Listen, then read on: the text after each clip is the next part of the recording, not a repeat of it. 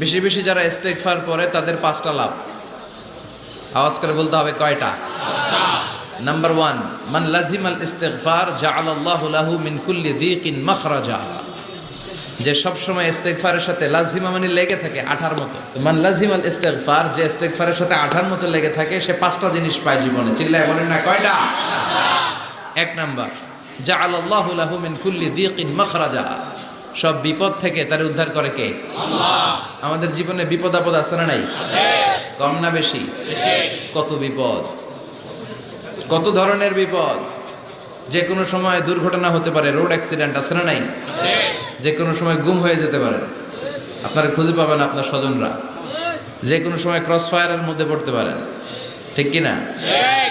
যে কোনো সময় বজ্রপাতে আপনি নিহত হতে পারেন, ভূমিকম্পের মাঝখানে পড়তে পারেন, দুজন কোবাকবি লাগছে আপনি মাঝখানে, হইতে পারে না? ঠিক। জাআলাল্লাহু লাহু মিন কুল্লি দীকিন মাখরাজা। এরকম সব ধরনের বিপদ থেকে তারে রক্ষা করবে কে? আল্লাহ। যদি ইস্তেগফারের সাথে আঠার মতো লেগে থাকা যায়। এই হলো নাম্বার 1। নাম্বার 2, ওয়া মিন কুল্লি হাম্মিন ফারাজা।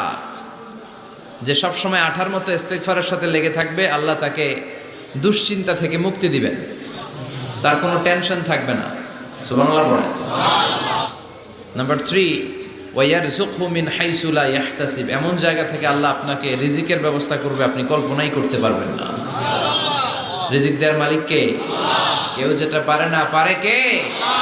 4 নাম্বার, যতক্ষণ ইস্তেগফারের সাথে আঠার মতো লেগে থাকবেন আল্লাহর কোনো শাস্তি আপনার উপর আসবে না। ওয়া মা কানা আল্লাহু মুআযযিবাহুম ওয়া হুম ইস্তাগফিরুন।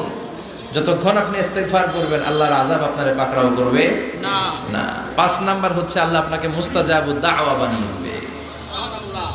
মুস্তাজাবুদ দাওয়া মানে এমন ব্যক্তি, যেই ব্যক্তি দোয়া করা মাত্রই দোয়া কবুল করে কে? আল্লাহ। আমার সাথে আওয়াজ করে পড়েন আস্তাগফিরুল্লাহ। আর আওয়াজ করে পড়েন আস্তাগফিরুল্লাহ।